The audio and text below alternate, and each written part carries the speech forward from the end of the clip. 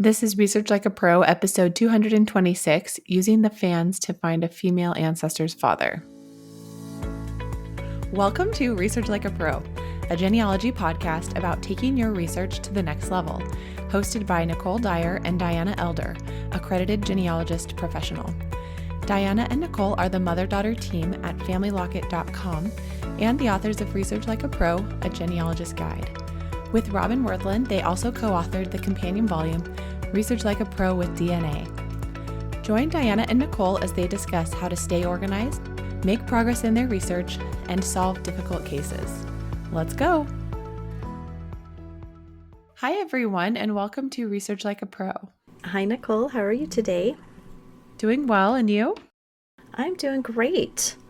I've been working on my Clumsy Klein research project, which is going to be the subject of our podcast today, and having so much fun trying to come up with new approaches to this challenge. Can you remind me where the name Clumsy sounds so familiar? Is there another person in the family with the name Clumsy?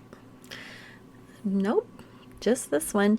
But we do talk about a clumsy in our classes because I have this clumsy's daughter, Isabel Weatherford, marries Robert Royston, and they are enumerated twice in the 1880 census of Johnson County, Texas. And we use that a lot as an example of how two different enumerations of the same family can be different. And in one enumeration, the child age 4 is named Clumsy, and in the other enumeration, the child age 4 is named Mary, and it's because she is a stepdaughter. And so we think that in one, the mother is naming her as a daughter and giving her, I guess, the nickname maybe of Clumsy. And then the other one, it's all more formal names, and it seems like that would be the father. And he calls her no relationship. Anyway, maybe that's where you remember seeing the name Clumsy. Yeah, so who is that person? Well, that Clumsy would be a granddaughter of this one. Okay, so in Isabel Weatherford's first marriage, she had a daughter named Mary who she called Clumsy after her mother? Yeah. Okay, so this is Isabel Weatherford's mother, Mary Clumsy Klein. Right, and in Isabel's death certificate, the maiden name of her mother is Klein, and that is corroborated with her brother, Samuel Weatherford's death certificate, which also names his mother as a Klein. Okay, great. I know, it's so confusing, right? You see these names and hear these names, and actually, I don't know if Mary was the actual given name and then Clumsy became the surname. I think I have her on my family tree as Mary Clumsy Klein, but I'm really only taking that from that little 4-year-old who was named Mary in one census and Clumsy in another. I'm just guessing that that was perhaps her given name, but I don't know if that correlates to Clumsy Klein at all. So this is an interesting challenge because a lot of us have this problem with a woman who we haven't fully identified, and we just have a few clues about their maiden name, and we have like an estimated birth year, but no marriage record, and maybe we have some conflicting birthplaces from census records. So this is a pretty good brick wall with a woman and trying to identify her. So one proven methodology is to research the woman's fan club, her friends, family, associates, and neighbors, and see if any of those end up being her relatives. And so this is such a great project to illustrate that methodology. Well, it is, and as I am getting into it, I'm finding more possibilities as well. It's really fun for me to revisit this with a little bit more experience. I'm excited to work on it. So let me give you a little bit more detail about her. I'm just going to call her Clumsy Klein. I really don't know if she was ever named Mary. It's just easier to call her Clumsy. And I don't have a marriage record for Clumsy and her husband, Henderson Weatherford, yet. Don't really even know where they were married to start looking, but it's not in any of the major databases. It hasn't popped out anywhere, so they really are kind of a mystery. And as I said, I only know her maiden name because those two children lived long enough to have their death certificates. So it's really great that they both agree on the surname of Klein. That's very fortuitous. And then I only have her in 3 censuses. In each of those, she's just with her husband, Henderson Weatherford, so she's Clumsy Weatherford. And those are 1850, 1860, and 1880. And of course, they don't agree. And the estimated birth range is anywhere from 1817 to 1825. And she was either born in Illinois or Alabama. So there's quite a difference there, isn't there? Were there two for Alabama and one for Illinois? Yes. So I'm leaning more towards Alabama. Yeah, maybe the Illinois was an outlier. Yeah, and I'm leaning more between the 1817 or 1820 rather than the 1825 in Illinois. That one does seem to be an outlier. Yeah, it's a pretty small amount of starting point information, and it's tricky when it does conflict like that. But that's interesting about Illinois, and maybe that's a clue to somebody else in her, family. Like one of her parents, maybe was from Illinois or something. Could be, or it even could be from the Weatherford side, because there is a significant group of Weatherfords out of Illinois that I believe are connected to Henderson, her husband. But Oh, his line is confusing too. I feel like there's a lot of wrong information in there that I haven't personally researched that yet, sorting out mhm. all these Weatherfords. So there's an Illinois connection there. Just not sure how it connects. Maybe she was in Illinois for a bit. I don't know. That's why I'm doing this research to figure it out. Yeah. So there were a lot of things that you don't know about Clumsy Klein. What did you ultimately focus on for your research question or objective? Well, I decided for my research question it was who was the father of Mary Clumsy Klein, born about 1817 in Alabama and died after 1880 in Wise County, Texas. So in that one, I did put her name as Mary. I just put that in there because I thought that might be a clue going down the road. And I chose the 1817 in Alabama to identify her, even though it could have been Illinois or a later date. I just kind of chose one. So I decided I wanted to identify her father because I will be using DNA to test this, and typically it's easier to find a father than a mother, and with DNA you have to focus on one parent. So I decided to phrase my question like that.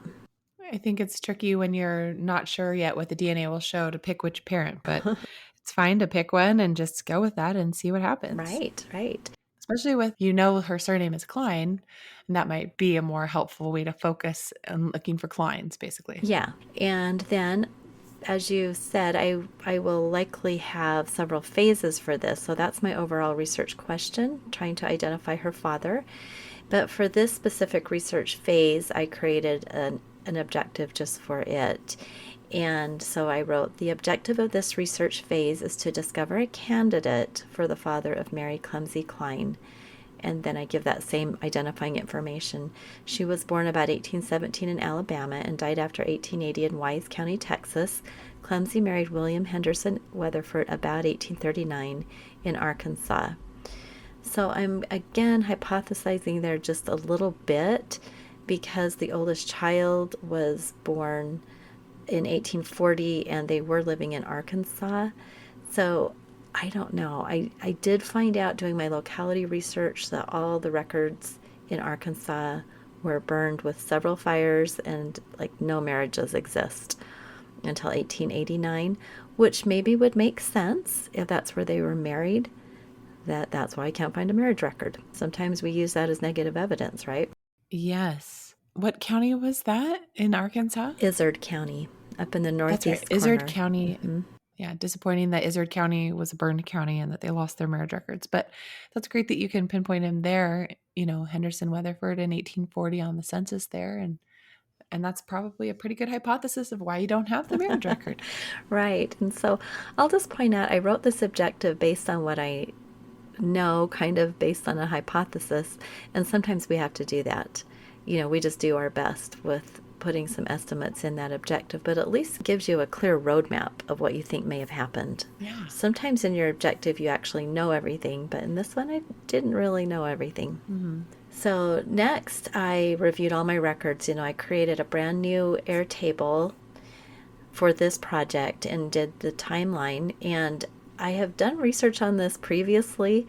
And so I had to gather together some old things. I had researched previously in Research Ties in that program. And I had a couple other documents where I'd made some notes. So just like any project, we gather up all of our research. And I looked at the family search family tree. I looked at my ancestry tree, just trying to get everything that was known on Clumsy. And you might think, well, you only had those 3 censuses, and that's so true. But I went through each of those and took information out of each of those to create this timeline. So, I mentioned those 3 birth dates of 1817, 1820, and 1825, and I gave each one of those its own row for birth because I wanted to remember where am I getting this date and where am I getting this date and who was the informant? Trying to judge which one might be the better date. And so putting those separately in the timeline really helps. I agree. I think that's really nice to have the sources for those conflicting pieces of information really laid out there. Yeah. And I'm really leaning to that 1817 date in Alabama because Clemsy was the head of household in 1880. And it's the Hmm. only one that we have a more of a specific date. The other ones, she is 35 or 40, kind of rounded, which makes me wonder if it was Henderson giving the information, that husband was supposed to give the head of household. And I wondered if he just really didn't know and just gave her kind of an estimated date. 35 sounds good. But she gave the specific age of 63, and it would have been her age. And I'm just, again, hypothesizing she was the head of household and gave the information. So that's my best guess at this moment. Well, I love that reasoning. And I've gone through this a lot of times with some of my other projects for women. And whenever I try to figure out which date was right, I feel like I can figure out a reason for any of them to be right. And so it's like no matter, like, yes, there could be possible things like, but in 1880, maybe she just forgot her age too. Like one of the things that we typically do with censuses is put more weight in the earlier ones. But I like your reasoning that because she was the informant, maybe she was giving a more accurate one. But it's good to just remember that it's just a guess. Right. And in 1850, it was pretty close. It was Alabama and 1820. So, Mhm. so those two, the 1850 and the 1880, were close between 1817, 1820, and both Alabama. So that 1860 really was the outlier, the one Mhm. where she was 1825 in Illinois. And I'm just wondering if maybe one of the children gave the information or a neighbor and they knew other Weatherfords who are from Illinois. I don't know. I'm just wondering why that one was so different just 10 years later. Yeah, and it's too bad you don't have the 1870 census for them. I know. And 1870 is notorious in the South for being lost because it was such a hubbub after the Civil War, and especially in Texas. Oh my goodness. Things were bad in Texas in So it wasn't 1870. technically lost, but a lot of people are missing from it. Yep. And they're not the only household that I have that's lost in 1870 in Texas, in the dark hole of Texas of that year. So that's my guess. And I need to do more research on Henderson Weatherford and look at tax records and some different things in Texas, but that's a different project. So I have some good clues that I'm going to follow for this one. Ordinarily we say with a female, we use the fans, and the most important fan would be her husband, right? But the time in Texas is less important for this project than her time in Missouri. And that is because on the 1850 census, also in the household of Clemsy and Henderson, are two Klein children, Ooh. John Klein and a Talitha Klein, age 8 and 10. And then just a few rows down, there is a Jacob and Talitha Klein household with several children. And Hmm. then after their nuclear household of children, there's another adult, Mahala Klein, and she was also born in Alabama, and she has a son, Robert, who was born in Arkansas. So Hmm. I'm getting a similar migration to that of Clemsy and Henderson from Arkansas up to Missouri. So that fan club right there of those Kleins are what I'm going to follow for this project. Wow, that's really cool. So they had some Klein children in their household, and there was a couple, I'm thinking possible siblings with the Klein surname living really close to them. Exactly. And especially with Mahila being born in Alabama, like Clemsy, and she was 22, Clemsy was 30. They could be sisters or maybe sister in laws if Mahila was married to a Klein. Maybe that's what we've got going on. Oh, yeah. Yeah, I don't know. Mhm. And then we've got Robert, who was born in Arkansas, which correlates with all the Weatherford children who were born in Arkansas, as well as the Talitha and John Klein, who were born in Arkansas. There's just so many different possibilities. And I just feel like that's my fan club. Those are people I'm following, those Kleins. Got to figure them out. Yeah, it's crazy to look at our family tree and just see this big gaping hole for Mary Clemsy Klein's parents. And I'm excited that you've got some possibilities to follow here. I know. Now, Jacob Klein, who was a head of household there in 1850, he's born in Virginia and he's age 39, so he's older than Clemsy. But the interesting thing about Virginia is that in 1880, Clemsy identifies her father as born in Virginia. Oh, So that's a nice. good tie in. And then she identifies her mother as being born in Georgia. Hmm. So that makes me wonder about a Virginia to Georgia migration for the Yeah. parents. Mm. Got married, some kids were born in Alabama, and then Jacob ends up marrying in Kentucky. So either he takes off just by himself and goes up to Kentucky and marries Talitha, or the whole family migrates up there. I don't know. There's a lot of locations, there's a lot of migration going on. Should be fun to see what I can find out with some research. When you started adding the information about Clemsy Klein to the timeline and you started seeing all of these other people with the surname Klein, how did you track that information?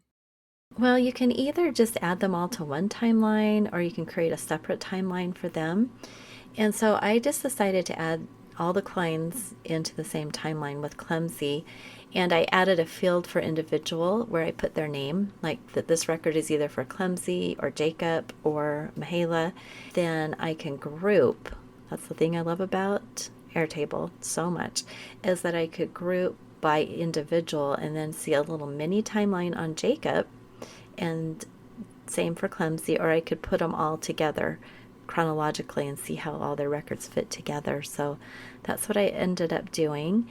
And it was really interesting to see Jacob Klein, born in Virginia, married in Kentucky, several of the children born in Kentucky, and then they have a move in about 1839 to Missouri, and he is on the 1840 Morgan County, Missouri census. And interestingly enough, on that census, there's a John Klein.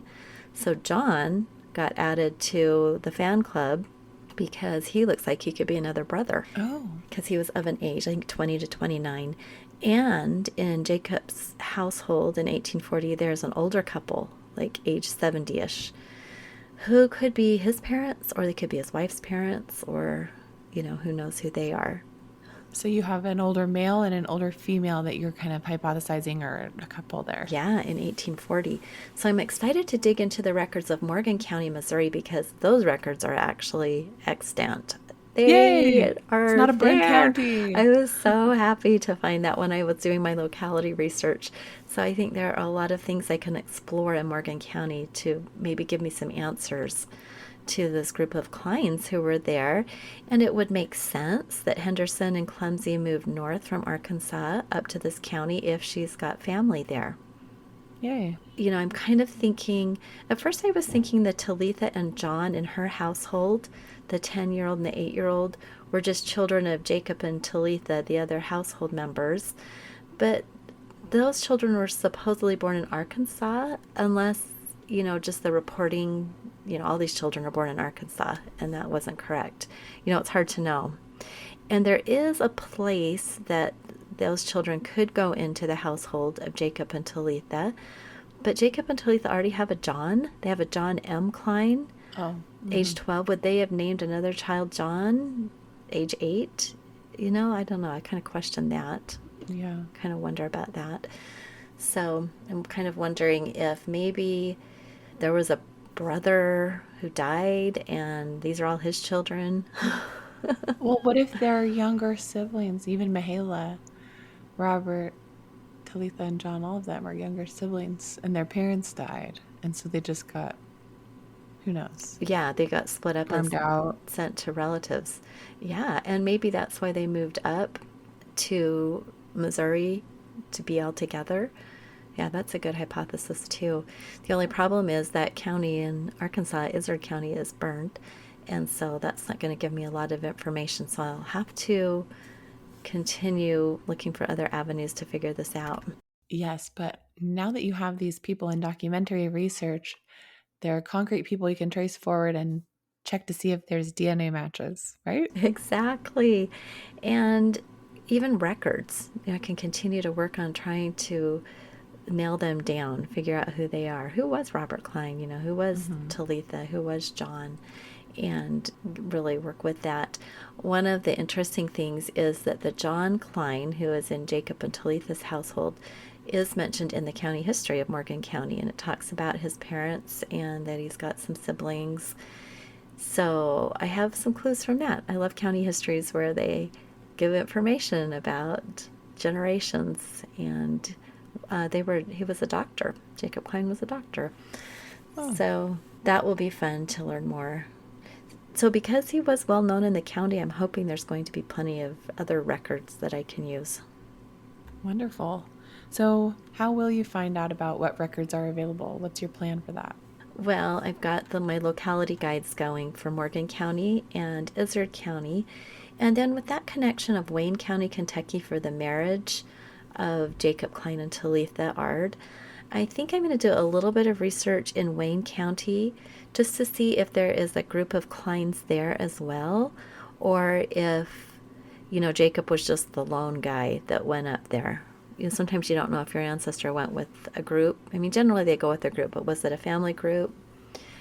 Who else is in Wayne County, Kentucky? So I ended up doing 3 locality guides, and we'll do a little bit of research. Probably most of it in Morgan County, but a little bit in Wayne County. And then for Izard County, the only thing I can research at that time period are the tax lists and look for any Kleins in the tax lists, which I haven't done to this point. And that'll be good to do. Are there any state censuses in Arkansas? Nope. Dang. Yeah, it really is a little bit difficult. No land What other, records. I'm trying to think other federal records that could help with that. Maybe like Civil War stuff. Maybe, but they were pretty much gone by Civil War. Oh, And it was a federal land state. So Henderson Weatherford doesn't have a land grant, but maybe there are some Kleins that do. oh, So yeah, that could be that could checked. be helpful, and I could look at tract books and things. So I have more to do.